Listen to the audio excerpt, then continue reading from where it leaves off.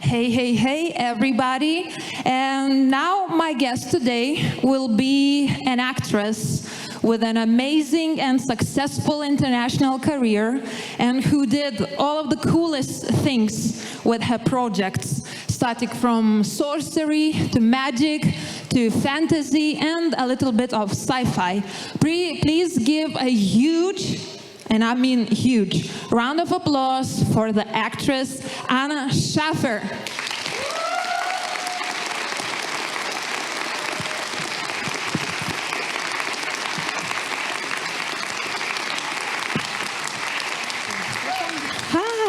Hi. So many people. Everybody can ask Anna a question. I have a ton of questions ready myself. There's a microphone. Usually there's questions at the end of the panel, but let's make it a little bit more dynamic and do it just anytime you have a question, come to the microphone and ask. I just remind you, we have a disclaimer, and we can't talk anything relating to past or present or future projects of Anna. So just be mindful and, let's be friendly to Anna, yeah? Let's show the famous Lithuanian hospitality. Oh, thank you so much for having me. And honestly, I always think that there's going to be like 5 people in the audience. So there's more than 5 people, which is so nice. So thank you so much. I actually once did a panel, I think it was in Romania, and it was outside and it was raining. And there were genuinely 5 people in the audience, and one of them was my agent. So this is major. Thank you. Okay. So first of all, Anna, as I introduced you, you have an amazing international career, and I think full audience today is like, it can prove it. But what it's like to be you? You're traveling a lot, working a lot. Well, right now it's quite boring to be me because of the strike. So, but actually, I tell you what's great is being able to do things like this and being able to travel to places that I would never have been to before. It's my first time in Lithuania, and stuff like that is so special, and getting to actually meet fans of the work that I've done is so special and in such an intimate environment. So right now it's good to be me. Again, you can ask your questions. There's a microphone. But Anna, what do you think, which of your personality traits were key to your success? I'm not talking about your talent, because this is obvious, right? But, being an artist, being an actress is not an easy profession.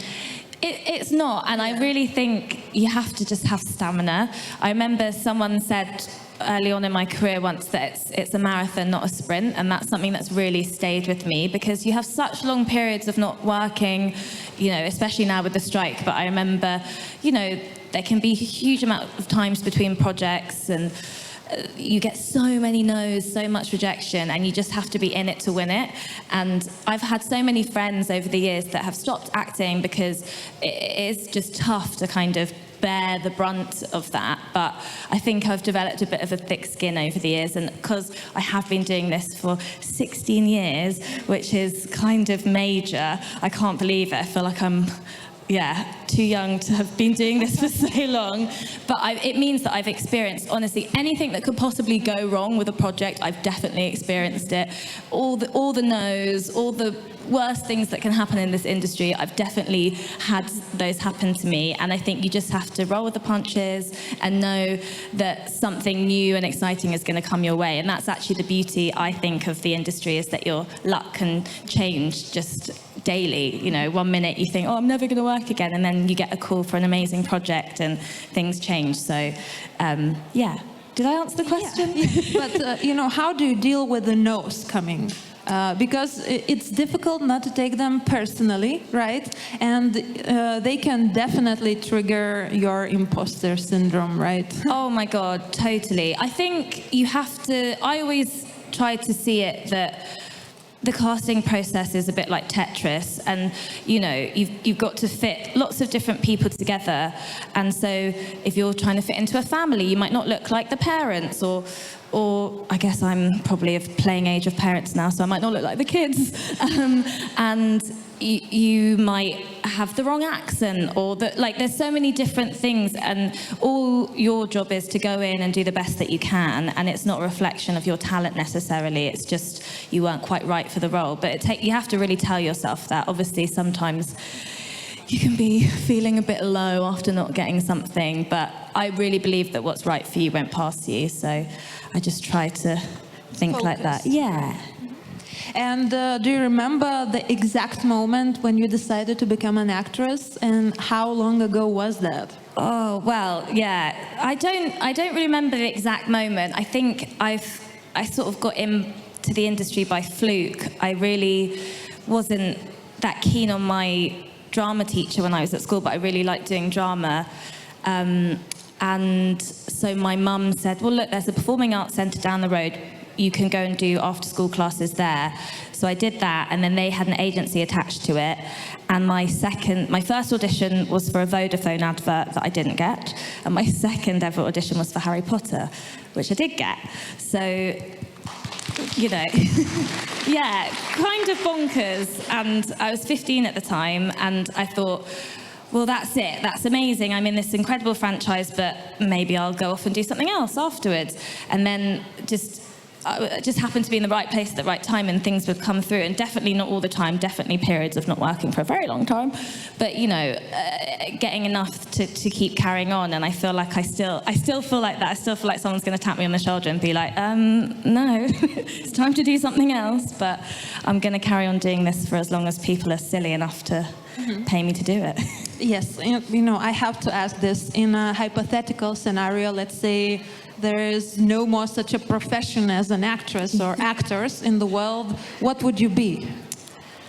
Sorcerer? Yeah, I think. Is that possible? I was obsessed with magazines growing up, so I always, I think my dream job would have been working for Vogue or something like that. So, yeah, maybe being a fashion journalist would be next on the list. You know, I'm a journalist, but I don't recommend this profession as well. It also comes with bells and whistles. You know, it's not that as easy. We should do a job swap for the day. I'll do the rest of the moderation. I don't think I can do your job. I don't think I can. Honestly, so what motivates you now to continue on doing your job, especially when, you know, the times are tough for the actors, right? I think I've always... My ambition is that I want to make shows or films that I would like to watch myself. I'm such an avid telly watcher. I love going to the cinema, and so that's just my dreams. And so far, I've been so lucky to do that. So I just want to keep on getting to make those kinds of projects, and also work with incredible people. I think what's so special about being an actor is that you just learn from your co-stars so much.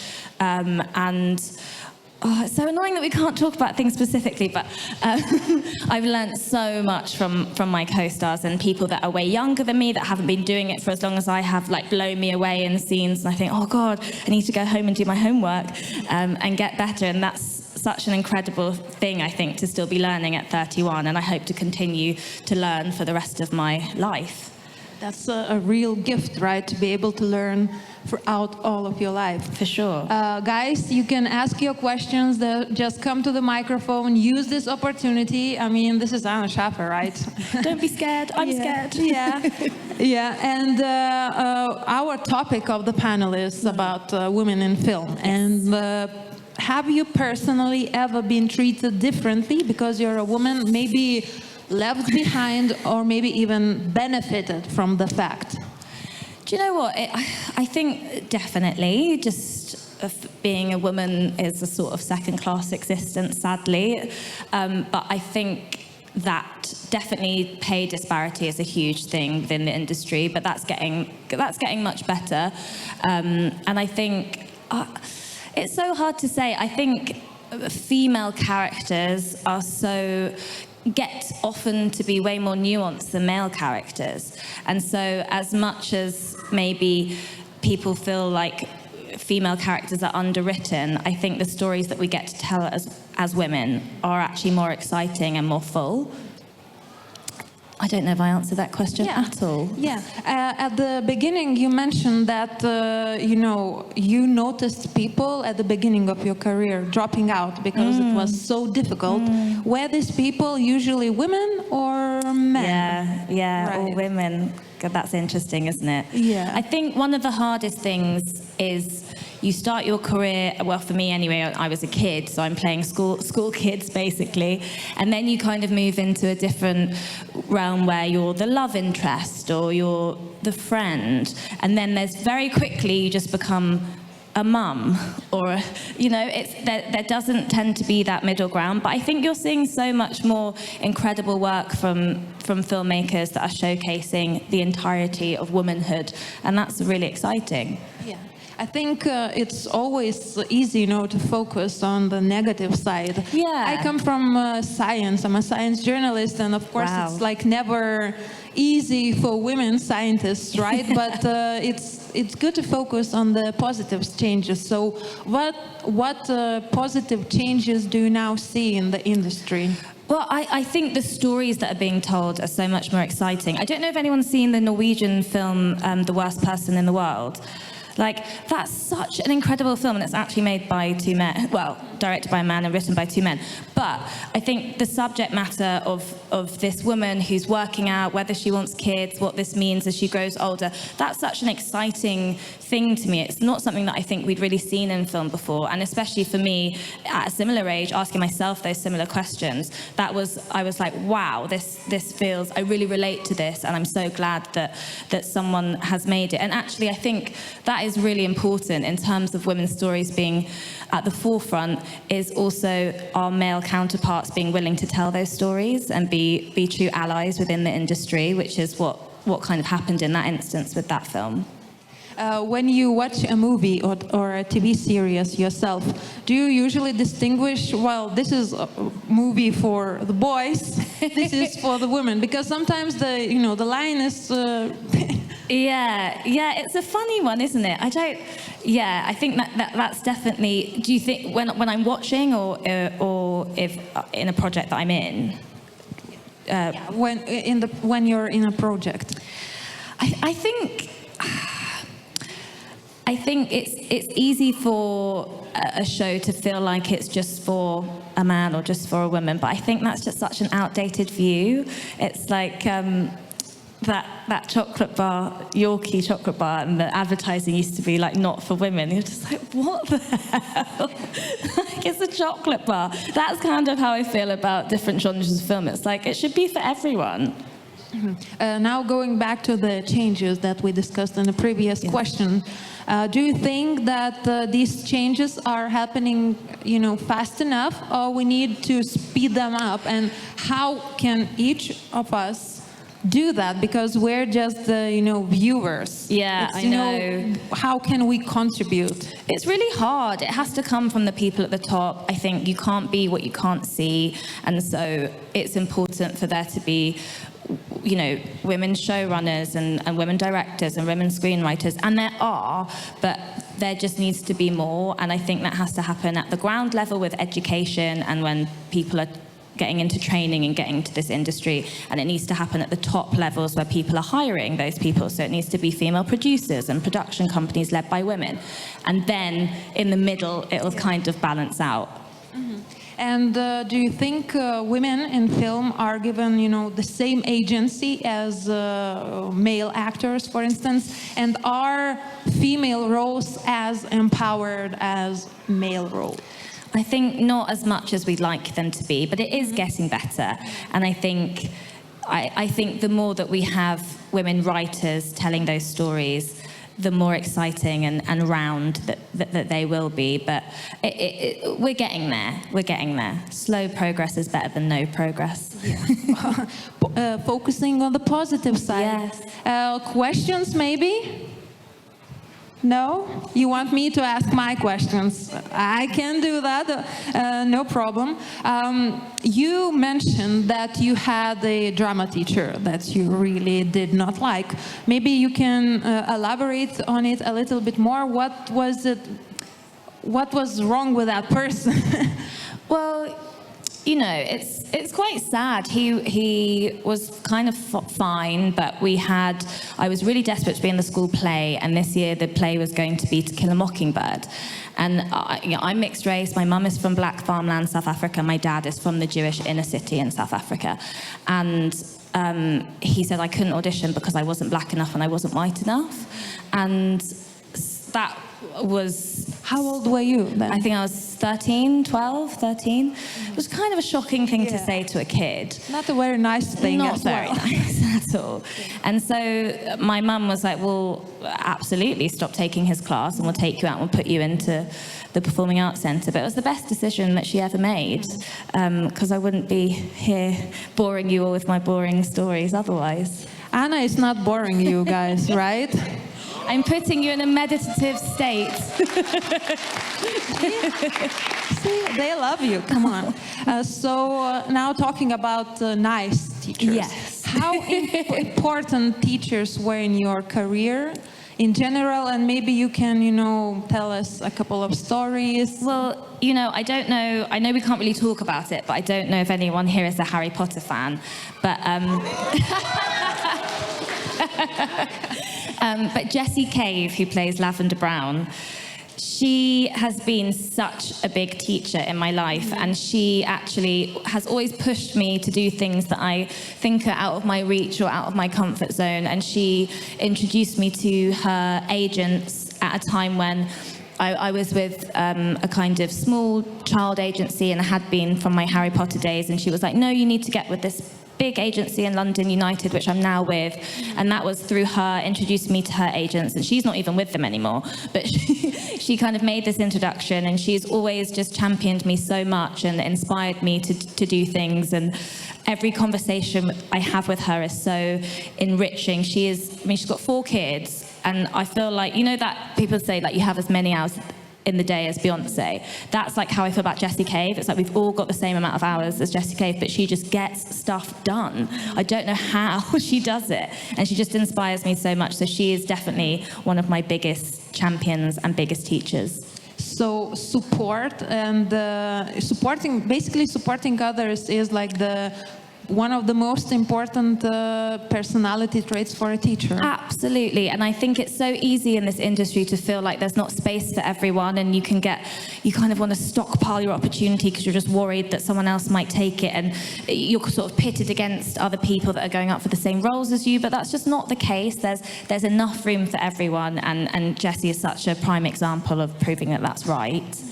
I think this happens in every field, not only in film, where you sometimes feel maybe there's too many professionals. Maybe you need to stop. Maybe you need to pile, your offers up and just do as much as you can. But there's something called shine theory, which I really believe in, which is if you sort of like hang out with lots of shiny people, it rubs off on you. And I really believe that. It's like the more the merrier. Like, let's make the crew bigger and bigger and bigger and support each other so that everyone can do well. Yeah. I mean, universe is expanding, love is expanding as well, right? Totally. Yeah, no gatekeepers. We don't believe in gatekeeping around here. Yeah. So what was the worst and the best advice you ever received? I'm not talking about the one that you mentioned, that you're not black enough. Yeah. That was the worst advice.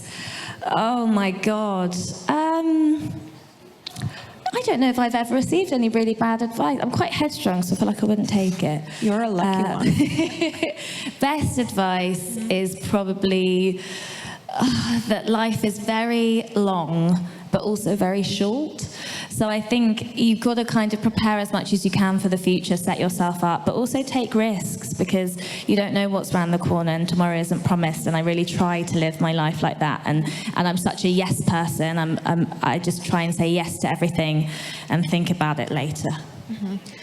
What about no's? As an actor, as a freelancer, basically, you need to learn to say no. How do you select your no's? Like, no, this is something not for me. I need to get better at that. It's hard. Aren't we all? Yeah, I'm a work in progress. And Do you still take acting classes even now after 16 years? I do. I'm such a big believer that you have to be match fit and you have to be ready for anything that someone might throw at you, figuratively and literally. And so I do take classes. I haven't done them for a while. I've been bad. I've been doing a bit of traveling, so I need to get back to my classes. But I do them every Wednesday, and it's also so nice to have that as a routine in my week when I'm not working. Kind of keeps things ticking over. So being like a top professional means you have to continue on practicing. Absolutely. All the time. Practice makes perfect. And Yeah. I just think I only want to keep improving. I hope my best performance is still yet to come. I hope I just keep getting better and better. I think you should be able to look back on past things and be like, oh my God, I'm so embarrassed, because you just want to keep getting better. But it's usually with your work. I look back at my articles like 15 years ago, and I'm like, oh Jesus, yeah, I feel so ashamed. But it's part of the progress, Absolutely. right, and the process. Yeah, we have a question, but Very exciting. don't forget the disclaimer, right? Be friendly. No questions about current, past, or future projects. Okay. Oh, sorry. I think I have a question about past projects. Oh. Sorry. But if I had courage to come here to ask the question, I'll just ask it. Ask it. I'll do my best. So I'm a huge fan of The Witcher, and my family is definitely in the film number one is Harry Potter, and they have to watch it at least twice a month, and it's sometimes getting ridiculous. So my question is, does your previous roles and acting influence sometimes your future roles in some kind? I think I can. Yeah. I think. Well, I clearly keep getting typecast as a kind of witchy, sorcery lady. So I think it must be slightly influencing my future roles for sure.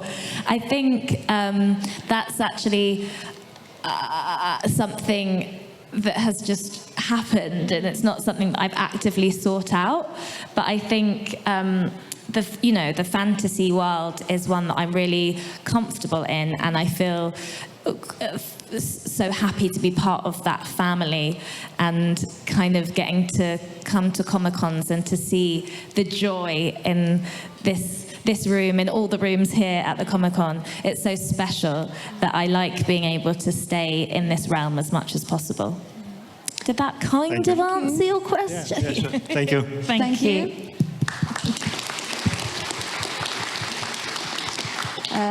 Do like this man, if you have a question, come up to the microphone anytime. We'll notice this. Have you always been fascinated by fantasy, or is it, something that started with your acting career? I think, well, I was so young, and I think I can say this, and I'm not going to get in trouble. When I got the part in Harry Potter, the books were still being written, and I was 15, so I was reading the books and being in the film. I'll stop talking about it now in case I get in trouble. But The coolest match, right? I think I've always been immersed in the world of fantasy, and then getting to I don't want to get in trouble. Yeah, just don't mention it. Let's not get in trouble, Okay, right? okay. Not today. I know. Maybe tomorrow, but I'm not such a today. goody two-shoes as well. Yeah. My next question. You acted in movies, in TV series, and in theater as well. So how is acting in movies or TV series different from theater? Oh my God. Well, so I did a play this summer for 2-3 months, I think it was, and it kicked my ass. Like, Why? it's so hard. It's so exhausting. Doing this show, it was 90 minutes straight through, no interval. Doing 90 minutes a day was way harder than any 16-hour filming day I've ever done. Like, your body, your everything, you're putting everything into this performance for 90 minutes. It was an energetic play, and I was doing a different accent, and I had to sing, and there was a bit of, I don't know if you could call it dancing because I have 2 left feet, but there was a bit of movement. And I was exhausted. I got COVID, had a tooth infection. Like, my body was just going, you are not ready to do this. And that thing that I mentioned earlier about being match fit, I realized I wasn't match fit. So it's something that I realized, like, it's such a full body experience being in a theatre show.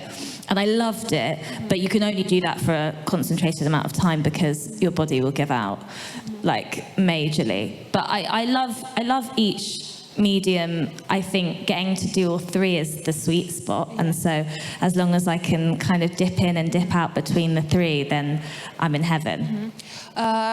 Is acting in theater, well, can it be more difficult because you're acting in front of the audience all the time and they see every tiny detail? Like, now we're sitting here and people watching at us in the spotlight. This is so uncomfortable. This is way more terrifying than having a camera in your face. Really? Yeah, I don't know if it's because I'm used to it and because I've been doing it for so long, but this is like shaky territory, whereas like, if there was a camera here, I'd be like, oh, great, fantastic. Yeah. It's just funny how those things work. I was saying before I came on, I think something like this is really terrifying because I didn't learn the script. It's just me. I'm saying my own words rather than someone else's. So this feels really scary. But you're doing an amazing job. Thank you. Is she? Thank you. You're all way too kind. Thank you. We have a question from the audience. Yes. Hi. Hi. Just to make sure, would you agree that women and female actors are judged more by the society or by the directors, etc., than male actors? And if yes, then what would be the solutions, the suggestions, how to solve this problem, besides empowering and encouraging women to participate in all the cinema industry? Thank you. Yeah, I think I do definitely agree, but I think it's such a huge societal issue that's not just in the industry. It's the way that we view women aging. It's the way we see the way beauty standards are in the Western world. There's so much that contributes to women in film being judged more than their male counterparts that to unpack it now is like, we'll be here all day, or week, or year. Maybe it's a good idea. Maybe it's a good, maybe it starts with I think it does start with these kinds of conversations, and I think that the more stories we can make that change that, the better. And as I said before, annoyingly, it does have to come from the top. And also, I think that's the thing, it's like, why are we the ones asking these questions when we're the ones directly affected by it? It's like, we shouldn't have to do the work. That should be the guy's job. Yeah. You know? They did enough. Yeah. Another question. Thank you for the amazing question, by the way. Yeah.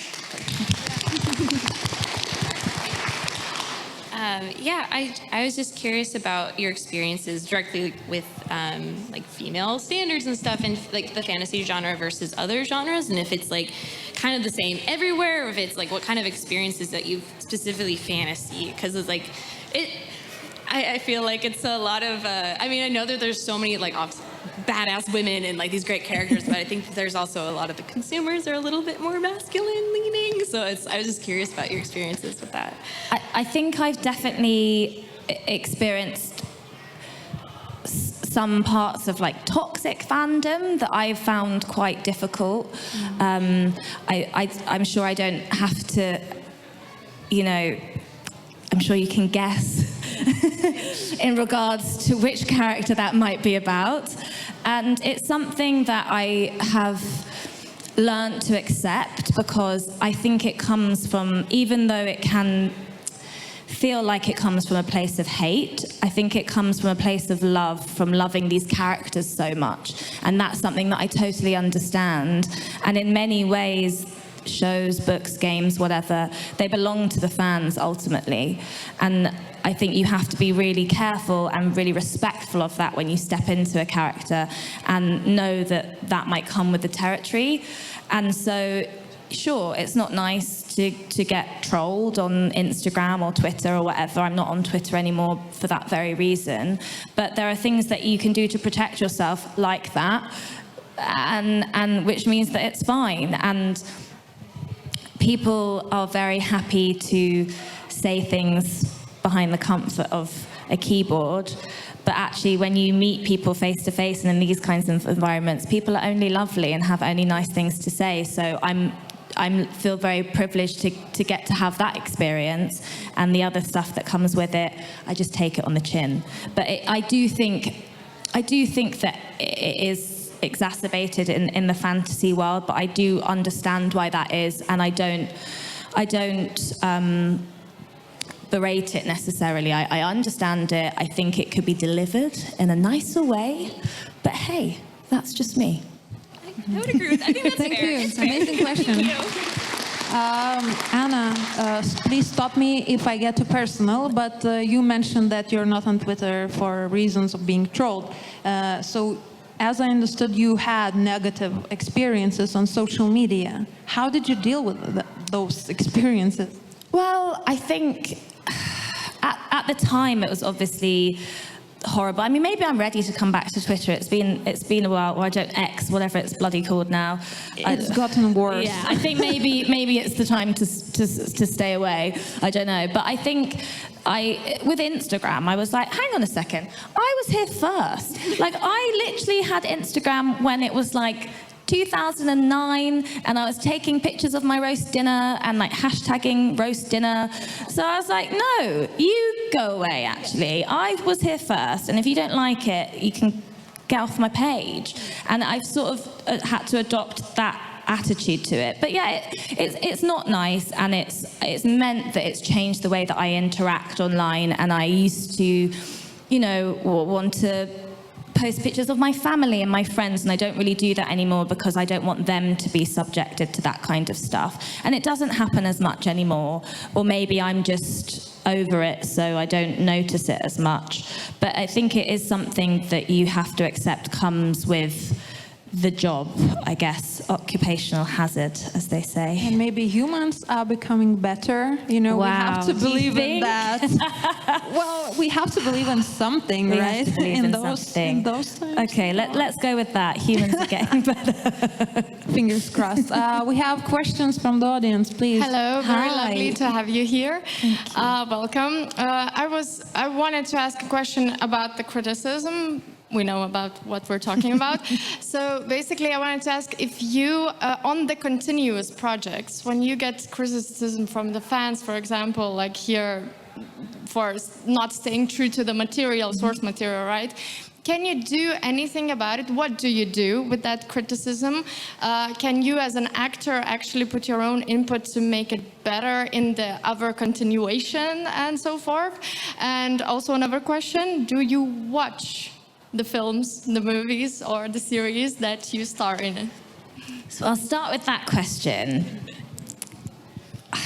I wish I could say I don't care and I just let it be what it is, but of course I watch everything I'm in with a critical eye, like this. I can't bear it, but I do. Sadly, it takes away from your enjoyment slightly because you're watching for your own performance rather than watching what other people are doing. But it's great in this show that I think you're alluding to, that there's so many different threads of storylines that you get to enjoy other people's performances, and especially because you don't always see those people on set. You're like, oh my God, that's what you were up to this whole time. Great.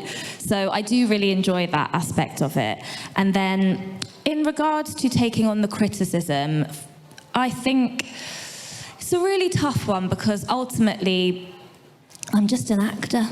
I'm not a writer, I'm not a director, I'm just an actor, and I turn up and I do my research and I develop my character and I do all of that stuff. But there's a limit to what I can do, and I think what's really interesting about criticism is that I think you can use it to be constructive, but also you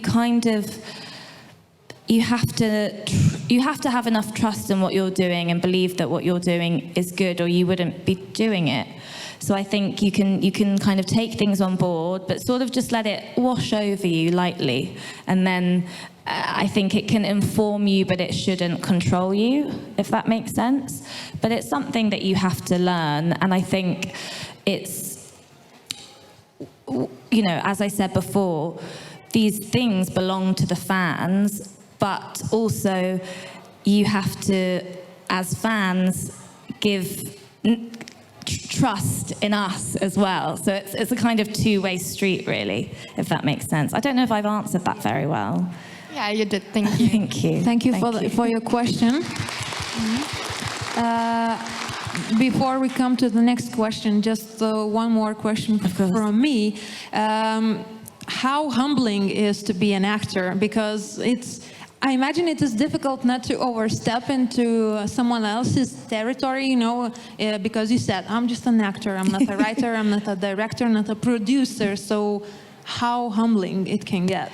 Yeah, totally. I always say there should be some kind of work experience when you first get into acting, where you have to do a day where you do everybody else's job, so that you understand that you're just a tiny cog in this big machine. And, you know, I think everyone would get on set way better if they all understood each other a little bit more.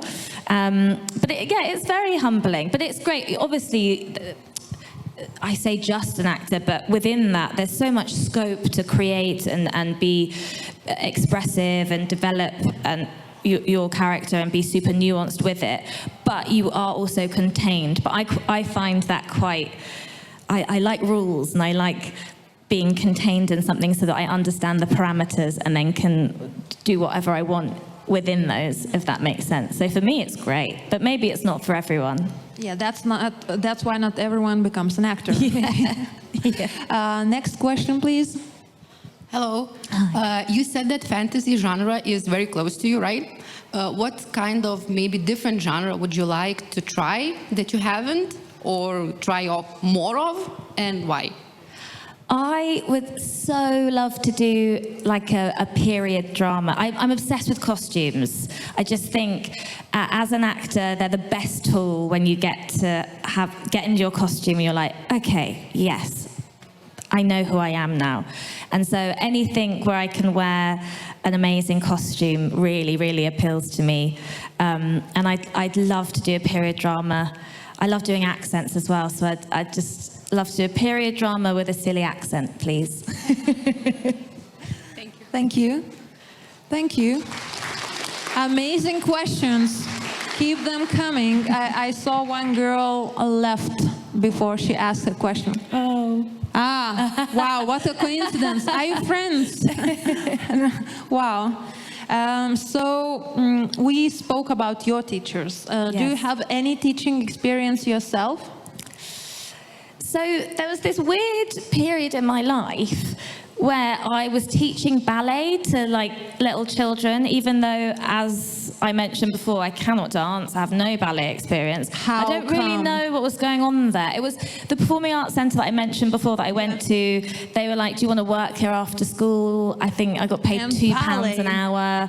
Yeah, I mean, ballet in loose terms. I just remember that we had this, we play this game where you would put things in the cauldron like that, with ballet hands like that.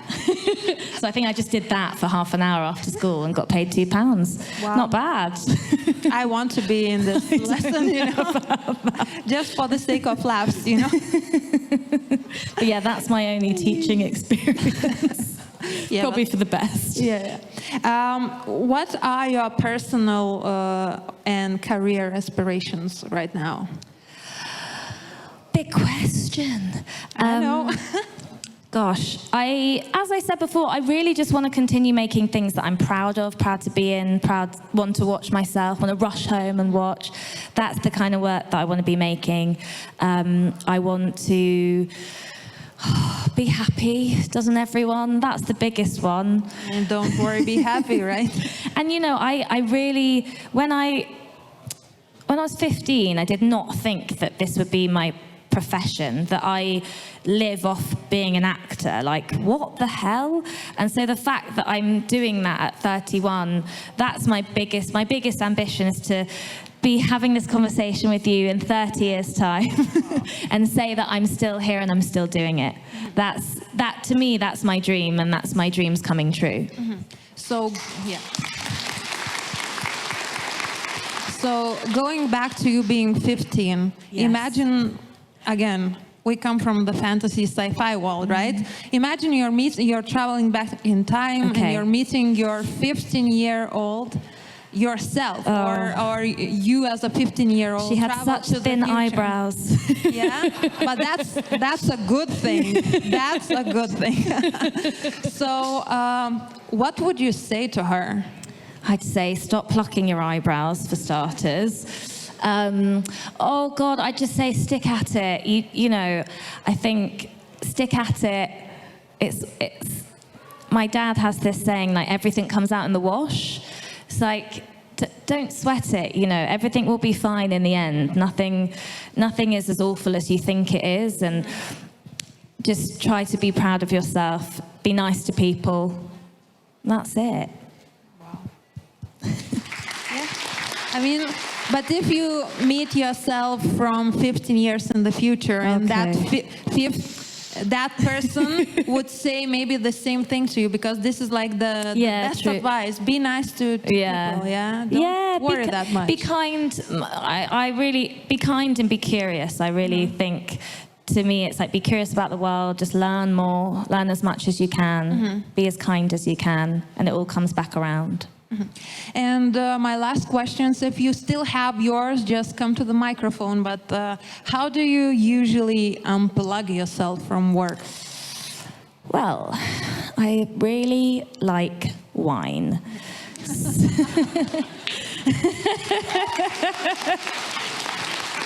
Really like wine, and I really like martinis. I have a martini tattoo on my arm, and I had a delicious martini last night in the Old Town. So that's the dream. If there's a martini waiting for me after a long day of work, doesn't get much better than that. Yeah, we have one more question from the audience. How do you prepare for the role? Do you have any methods for getting into a character you're playing? I do. So actually, my main thing that really helps me get into character, that I learned from Sean Dooley, he played King Foltest in season 1 of The Witcher. I think I can say that because he did. Look at your agent. Yeah, yeah, fine. He did, that's a fact. You can't take that away from him. He has this amazing technique where every character, he buys a perfume or a cologne, and he has that for his character. And I was like, oh my God, that's such a good idea. So I always have a perfume now for every character. And it can change as the character changes, if it's a character that I'm playing for a long time. But for that concentrated time that I'm playing them, I have the perfume. So that really, really helps me. Try to do a playlist as well. Just try to kind of create an interior world that gets you into things, especially if you're filming out of sequence, or, you've got the call last minute that so-and-so's called in sick and you're going to have to do this scene that you thought you were doing 3 months later, tomorrow. Things like that really, really get me in, and I do lots of reading. But ultimately, I try and prep as much as I can beforehand. But then once you're in it, you kind of just have to hope that it's somehow got into your body through osmosis, and that you are that person. But those are my two: the playlist and the perfume are my two go-tos. Thank you. Thank you. And my last question, again, a philosophical one. Imagine a world in 100 years. Oh God, are we still going to be here? I don't know. How do you hope the world would be in 100 years, in a positive scenario? Okay. Just ignore, the climate crisis. Let's imagine we sort it out somehow. Yes. Well, hopefully not as many robots as they're trying to, less AI, the good bits of AI, yes. Medicine AI, saving lives AI, not taking my job AI. I think, yeah, we've got more women in film, more martinis. Everyone's really kind to each other. We're probably all still in this room because I've been speaking so long. It's taken about 100 years. And yeah, more Comic-Cons, just more of everything. I love that phrase, more life. More of it all, more joy, more life, more please. On that positive note, Anna Shaffer. Thank you so much. Achoo. Thank you. Thank you, Anna. You're all so kind. Thank you for listening to me. Thank you.